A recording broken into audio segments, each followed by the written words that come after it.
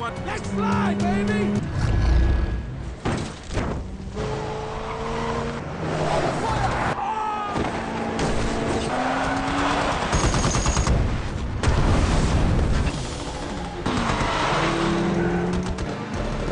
Split up.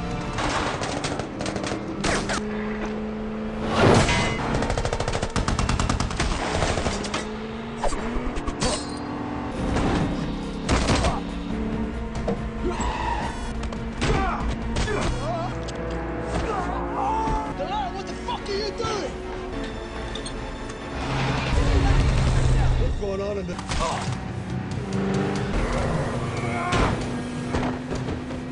Only easy. Oh, you're...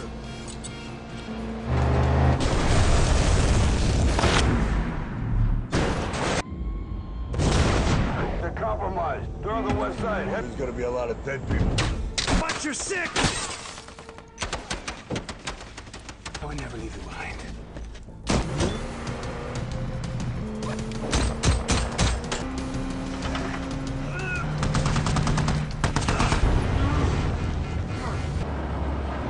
Stay on there, right? That's an order.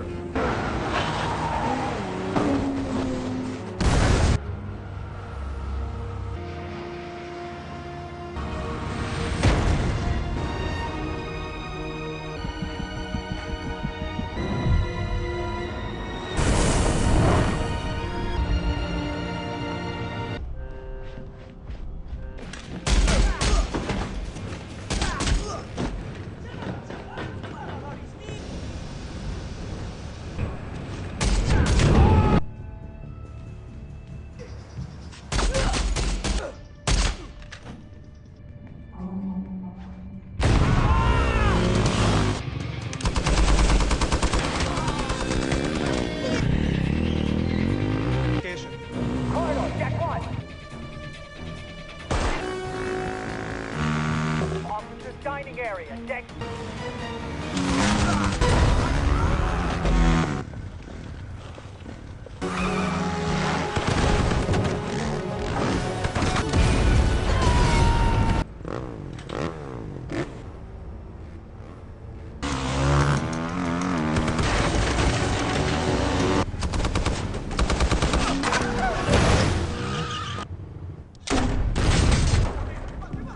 He's on the stern.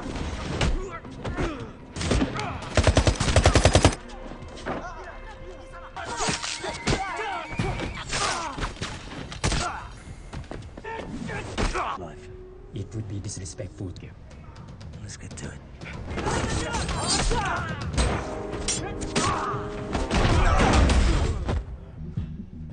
What is that?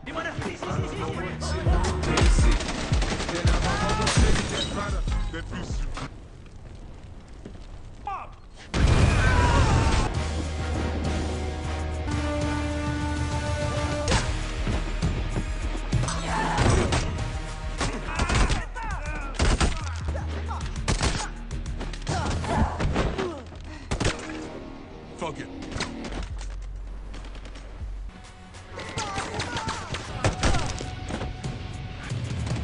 I got you.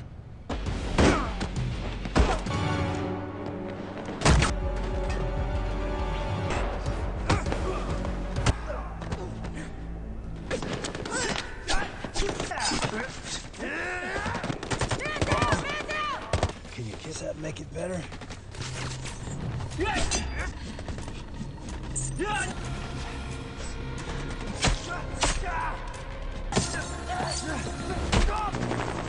Ready for prisoners. See this land.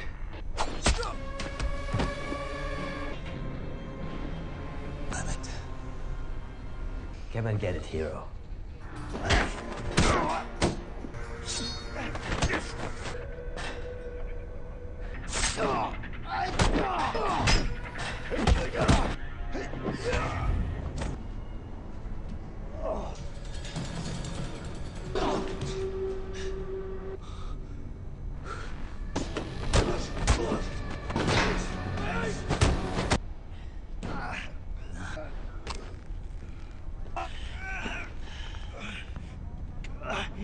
My...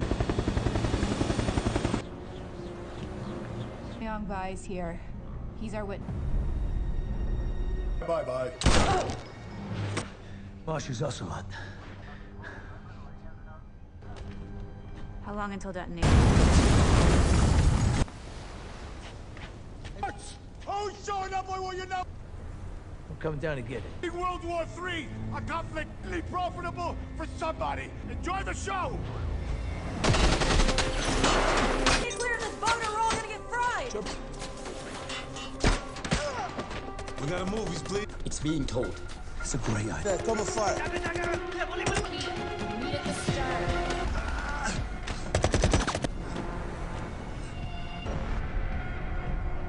Start searching the ship.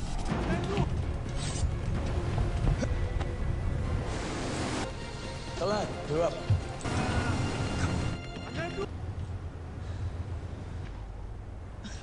Let's go.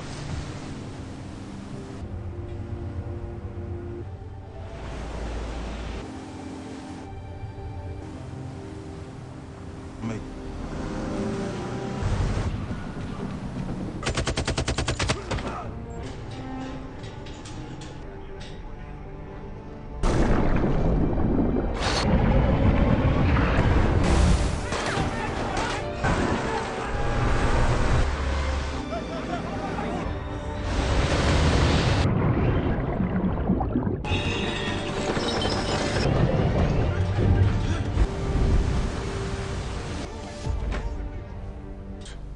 Take him out. We need to get the ship back on course. Head up to the... All to the bridge! Go, go!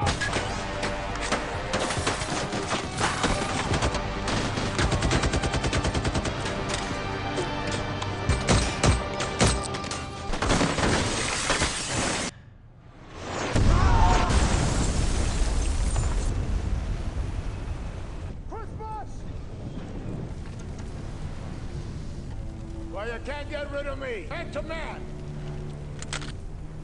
That way. Knows me. 25 years ago. A very good soldier. This? Barney would be proud of you. But you're about to join him. Bastards! You Come on! Hey, you were dead.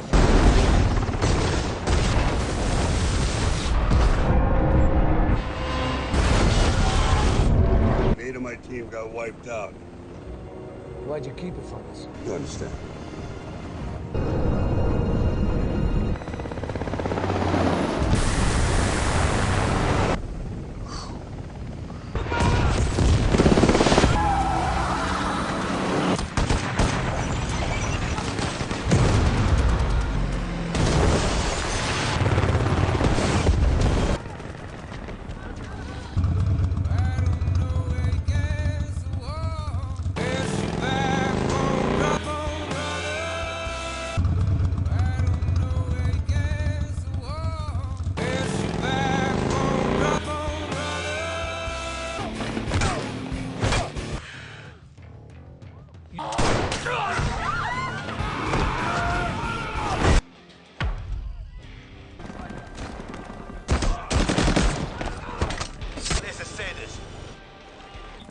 What the fuck is he doing?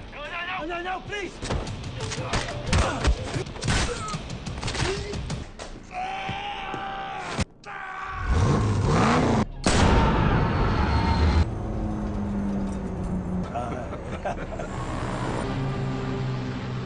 Please hide. Here we go. Touch and go. Get really up.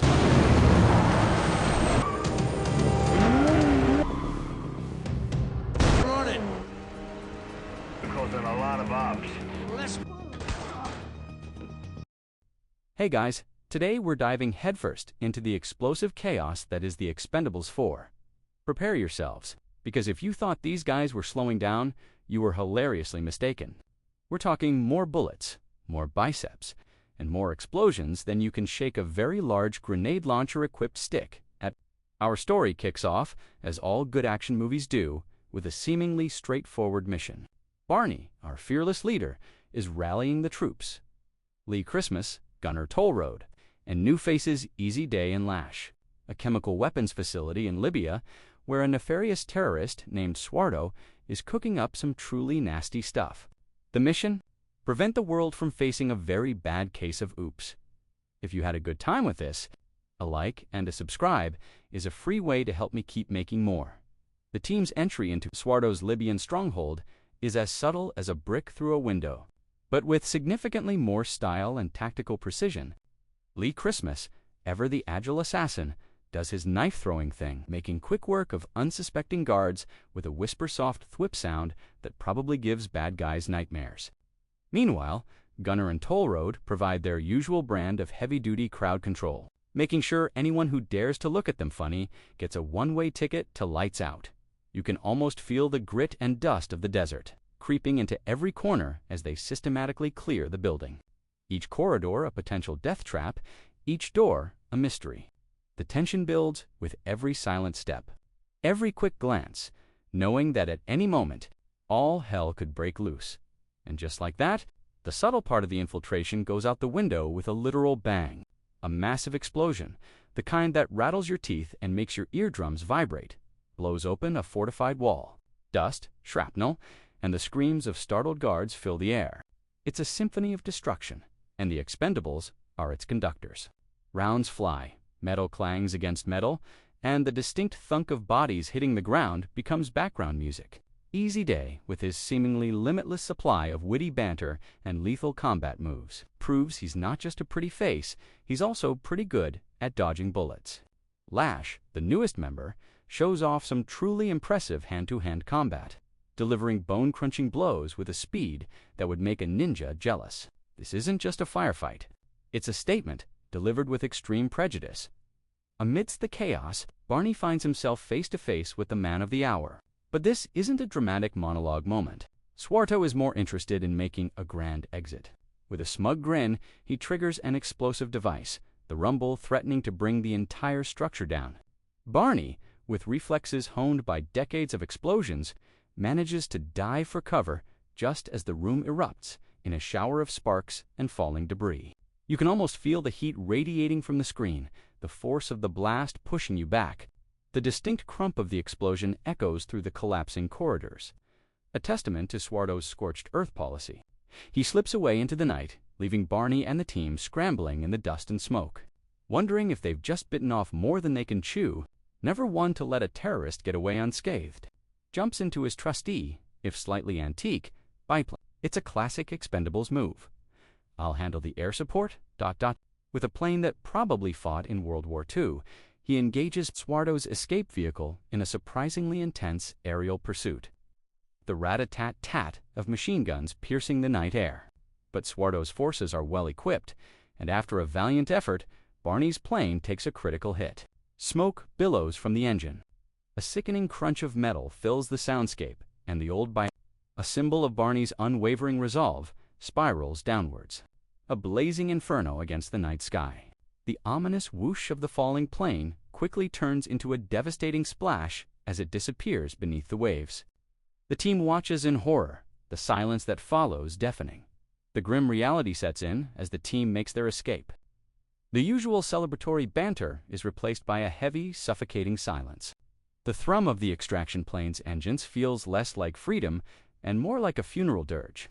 Lee Christmas, typically stoic, is visibly distraught. The loss of Barney, their unwavering anchor, hits them hard. You can almost feel the collective lump in their throats, the disbelief hanging thick in the air. Easy Day tries to lighten the mood with a hushed remark, but even his wit falters in the face of such a profound loss. It's a sobering moment for a team built on invincibility. A stark reminder that even the most expendable among them are still human, with very real hearts that can be broken. Back at their makeshift base, the clang of Christmas's knives being sharpened is unusually aggressive, almost desperate. He's wrestling with a heavy burden, the crushing weight of guilt. He believes he let Barney down, that his momentary hesitation cost their leader his life. It's a rare glimpse into the vulnerability of these hardened warriors. Amidst Barney's personal effects, Christmas discovers a familiar glint. Barney's lucky ring. The metallic chill of the ring against his palm feels like an accusation, a tangible link to a friendship tragically cut short. The air is thick with unspoken remorse. the quiet hum of their base a stark contrast to the explosions they'd just endured. This isn't just a ring. It's a heavy, symbolic reminder of a bond, and a loss that cuts deeper than any knife. Just when you thought they might get a moment to actually grieve, duty calls with an urgent beep beep beep from a very secure communication line. The remaining Expendables are summoned to a clandestine CIA briefing, led by the enigmatic Agent Marsh. He's got that stern, no-nonsense look that says, "I'm here to tell you how bad things are, and you're the only ones who can fix it." The intel Marsh drops is a cold shower of reality. There's a new shadowy figure on the global stage, codenamed Ocelot. And Ocelot, because apparently regular terrorism isn't dramatic enough, has managed to swipe a collection of nuclear detonators. You can practically hear the collective groan from the team. Oh, great. Just when we thought we could retire to a quiet life of, well, more explosions. The stakes just got higher. If that was even possible, with Barney gone, there's a distinct void in the Expendables lineup, both in leadership and in old man yelling at Cloud's energy. So, like any good franchise needing fresh blood, they bring in the new guard. We meet Gina, a formidable and clearly no-nonsense operative who also happens to be Lash's mentor. Then there's Galen, a martial arts master who moves with a fluidity that makes you think he might actually be a liquid. And because every team needs a tech guy who looks good in glasses, we get Marsh and the intel wizard Poe. The click-clack of their boots on the concrete floor is crisp, announcing their arrival with a subtle intimidation. It's clear they're here to prove themselves, but also to show that the expendable spirit, even without Barney, is still very much alive and kicking. Literally, what's an action movie without a training montage, right? The thwack of a punching bag, the whoosh of a perfectly executed kick, the strained grunts of effort. It's all here. We see the new blood integrating, or at least trying to. Lash and Gina engage in some truly impressive hand-to-hand combat, their movements a blur of controlled aggression. Galen showcases his martial arts prowess, making it look effortless, while Gunner and Toll Road maintain their usual bigger guns, bigger explosions, philosophy. There are initial clashes, of course. Old dogs and new tricks don't always mix without a few growls. But beneath the competitive banter and friendly shoves, you can feel a new dynamic forming, a new respect solidifying with every bead of sweat that hits the floor. It's like watching a family reunion. But with significantly more danger and fewer awkward small talk sessions, the moment of truth arrives. Heralded by the distinct roar of jet engines spooling up, Ocelot has been located, or at least his general vicinity. Somewhere in the murky depths of Southeast Asia, the mission is clear. Intercept him before he can use those pesky nuclear detonators to, end the world as we know it. The team gathers, clad in their tactical gear, their faces grim but determined. The click of safety catches being released is a stark reminder of the gravity of their task. There's no room for error, no space for maybe later.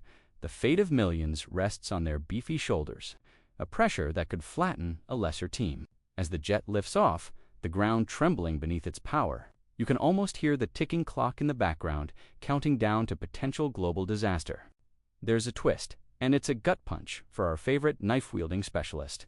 Despite his years of service and undeniable skill, Lee Christmas is benched. The reasoning is murky, something about him being too emotionally compromised after Barney's death. But for Christmas, it feels like a betrayal. You can practically hear his internal as he's told to stay behind. He stands alone in the hangar, the cold concrete floor beneath his boots, watching the Expendables jet roar into the sky without him. The distant whoosh of the disappearing aircraft is a cruel symphony of his own helplessness, a stark reminder that sometimes even the heroes get put on timeout. His jaw is clenched, knuckles white, a silent promise that this isn't over, not by a long shot. Under the cloak of darkness, the Expendables launch their assault. It's a symphony of controlled stealth. The whisper of ropes as they rappel down onto the ship's deck, the soft thud of boots landing, and the almost imperceptible snick of knives silencing guards before they can even utter a peep. They move like ghosts, each member a finely tuned instrument of destruction. Toll Road and Gunner, despite their size, display surprising agility. Lash and Gina coordinate flawlessly, a ballet of brutality. The air is thick with the smell of salt and diesel, a fitting backdrop for the impending chaos. The creak of metal underfoot adds to the tension as they fan out, preparing for the inevitable eruption of violence that will soon consume the vessel. Well, the stealth phase lasted about as long as my last diet. It was fun while it lasted. Suddenly, the ship's deck erupts into a full-blown war zone. The rat-a-tat of automatic weapons fire is deafening, punctuated by the earth-shattering boom of grenades and rocket launchers. Metal screams as bullets chew through plating, and the deck becomes a chaotic ballet of dodging, weaving, and relentless firepower. Gunner and toll road are in their element, turning enemy soldiers into rather expensive confetti. Lash and Gina move like blurs, their martial arts skills making short work of anyone foolish enough to get close. The ship trembles under the relentless barrage, the clang of stray bullets echoing across the water. It's a beautiful, destructive mess. And the Expendables are absolutely thriving in it. The battle quickly descends into the ship's labyrinthine lower decks. Narrow corridors, flashing emergency lights, and the ominous hiss of ruptured pipes create a suffocating claustrophobic atmosphere. It's close-quarters combat at its most brutal. Christmas, in his element, moves like a lethal dance, his knives flashing with deadly precision. Every thwack of a body hitting a metal bulkhead, every crack of a punch landing resonates through the ship's bowels. The air is thick with smoke, the metallic temps of blood, and the acrid smell of burnt wiring. Stray sparks fly from damaged panels, illuminating fleeting moments of intense violence. It's a meat grinder, and the Expendables are ensuring only one side comes out of it, even if they have to turn the entire ship into a giant burning tin can to do it. Finally, the moment we've been waiting for, Christmas comes face to face with Rahmat, the man responsible for Easy Day's death and all their recent woes. It's not just a fight, it's a personal vendetta, and you can practically feel the animosity crackling between them. This isn't about guns. It's about raw, unadulterated combat. The smack of a punch, the whoosh of a missed kick, the strained grunts of effort. Every move is infused with fury. Rahmat, proving he's no slouch, meets Christmas blow for blow, his movements equally precise and deadly. They crash through obstacles, each impact reverberating through the ship. The metallic clang of their struggle against the ship's structure underscores the brutal intensity. It's a dance of death, and neither man is willing to back down. Meanwhile, Barney finds himself in a high-stakes standoff with Agent Marsh, the traitor who orchestrated their downfall.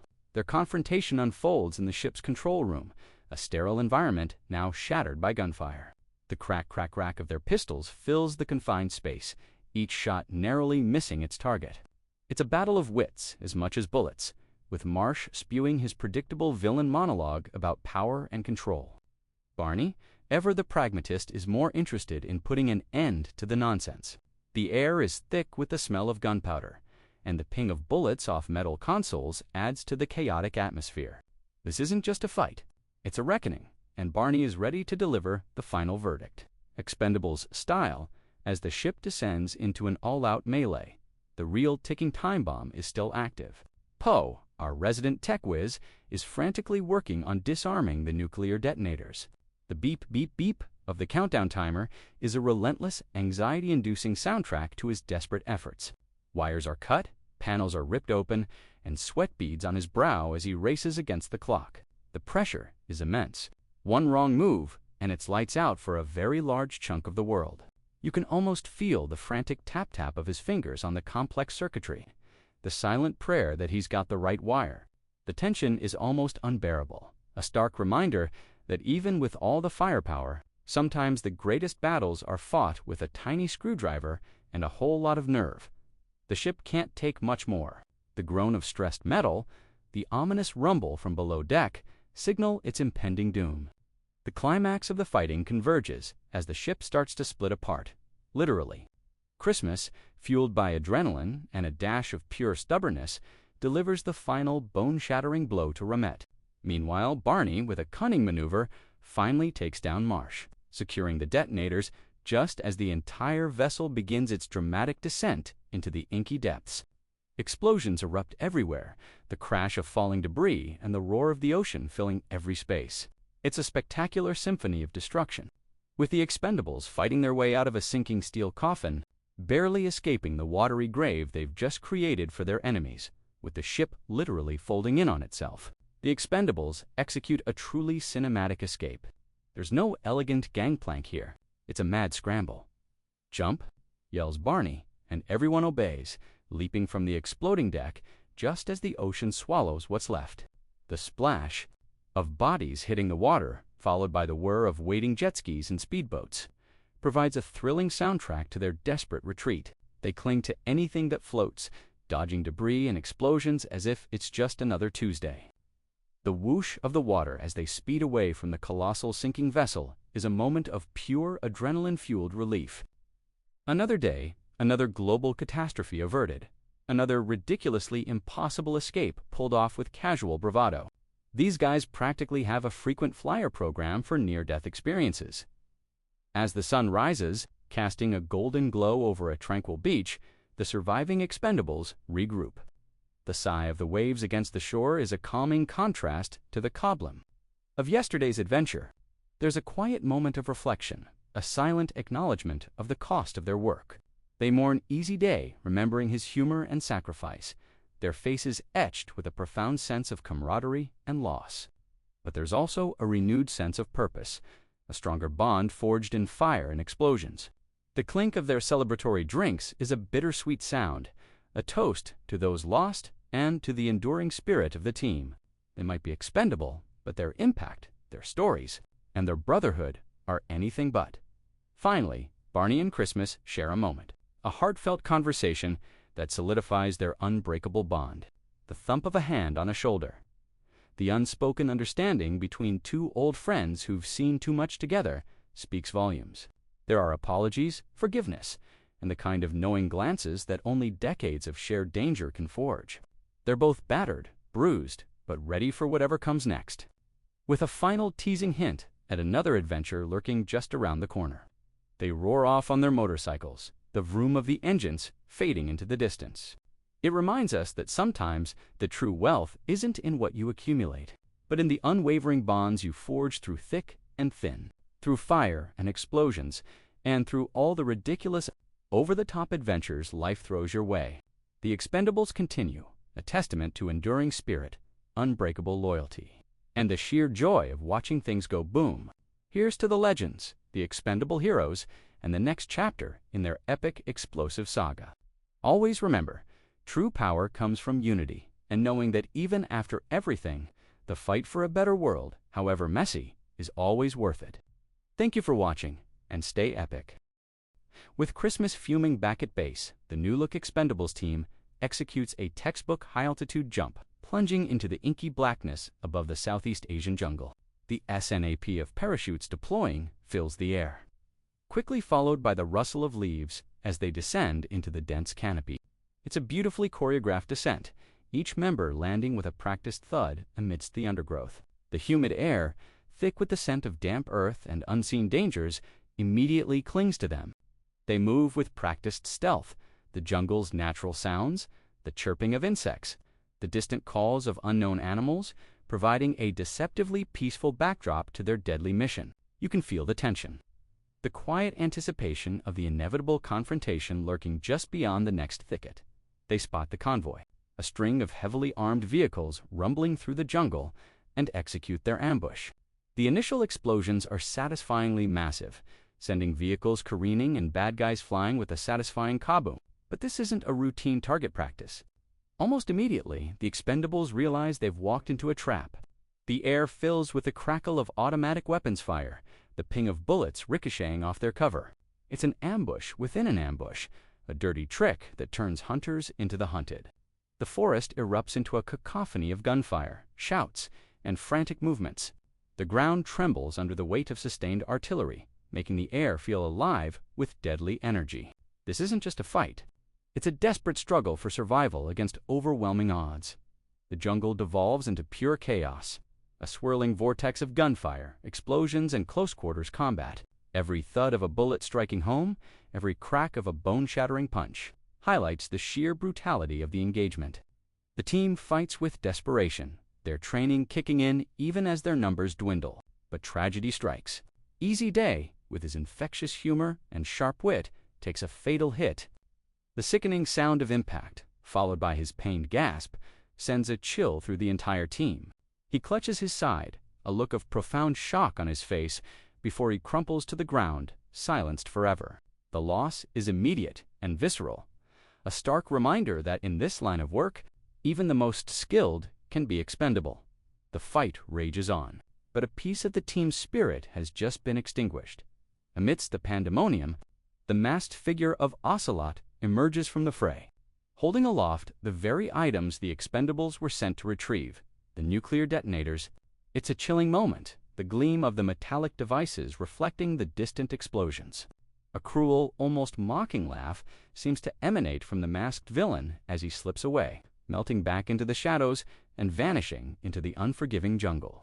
The team can only watch, defeated and utterly furious as their target escapes, taking with him the terrifying power to unleash global devastation. The whoosh of Ocelot's escape vehicle speeding away leaves behind a silence that is almost heavier than the preceding battle, a silence filled with the bitter taste of failure. It's a crushing blow, hitting harder than any physical punch. The survivors of the ambush retreat, a slow, mournful procession through the dense jungle. The crunch of leaves underfoot is the only sound, heavy with the weight of their failure and the burden of loss. They carry Easy Day's body, a solemn promise to honor his sacrifice. Gina's face is etched with pain and anger, while Lash and Galen look on, their usual confidence replaced by grim resignation. The air is thick with accusations, unspoken and otherwise, about how things went so wrong. The mission was a disaster, a brutal blow that left them not only physically wounded, but emotionally shattered. It's a rare moment of vulnerability for these hardened mercenaries, a raw look at the true cost of their expendable lives, and a desperate search for answers in the face of overwhelming defeat. Back at base, news of the disastrous mission reaches Lee Christmas. The thud of the phone hitting its receiver as he violently hangs up is almost as loud as the crack of his knuckles as he clenches his fists. The guilt and anger that had been simmering now boil over. Benched. After this, no way. He's done playing by the rules. With a furious determination, he starts packing his signature knives, the metallic shink of blade on leather, a promise of retribution. He ignores frantic calls from the CIA, his mind set on one thing, finding Ocelot and avenging his fallen comrade. The air around him practically crackles with his rage, a silent declaration that this is no longer just a mission. It's personal. This man is a walking, talking, knife-wielding force of nature about to be unleashed. Christmas's rogue investigation leads him to a dive bar, the kind where the clink of beer bottles and the bump-bump of questionable music are the least of your worries. He's looking for information, and he's not asking politely. Naturally, a fight breaks out, because when you're Lee Christmas, that's just how you order a drink. It's a brutal close-quarters brawl, a symphony of crunches, thwacks, and the occasional yelp of someone who just met Christmas's elbow. His knife work is, as always, surgical and deadly, a blur of silver glinting under the dim, smoky lights. You can almost feel the spray of spilled drinks and the sticky floor beneath your feet as he moves with a desperate ferocity, leaving a trail of unconscious thugs in his wake. He eventually gets his intel, because apparently, pain is a very effective truth serum, following the trail of bruised egos and broken furniture. Christmas tracks down an old contact, a grizzled informant who operates in the murky underworld. The meeting takes place in a dimly lit, smoky back room, the creak of the wooden chairs and the quiet clink of glasses adding to the clandestine atmosphere. There's a tense exchange of information, a delicate dance of trust and suspicion. The contact, looking like he's seen more than his fair share of dark alleys, eventually spills the beans, providing Christmas with the vital intel he needs: Ocelot's location, a heavily fortified compound on a remote island. The rustle of papers as the contact hands over a map feels incredibly significant. Christmas has his target, and the game is back on. But now, with even higher stakes, armed with new intel and a whole lot of simmering rage, Christmas arrives at Ocelot's island compound. And let me tell you, this isn't some quaint little beach bungalow. We're talking a massive, heavily fortified fortress, bristling with guards and enough weaponry to start a small war. The whoosh of the waves against the shore is a stark contrast to the crunch of gravel under Christmas's tactical boots as he meticulously scouts the perimeter, laser grids, watchtowers, patrols. This place is a security nightmare. designed to keep out anyone not invited to the nuclear detonator party. But Christmas, ever the resourceful one, sees not obstacles, but challenges. He calculates, he plans. The click of his knife against his gear, the only sound betraying his presence in the silent darkness, preparing for his one-man assault. Just as Christmas is about to launch his solo assault, a shadow detaches from the deeper shadows. And who steps out? None other than Barney Ross himself. Cue the dramatic orchestral bois, and everyone in the audience simultaneously yelling, "I knew IT."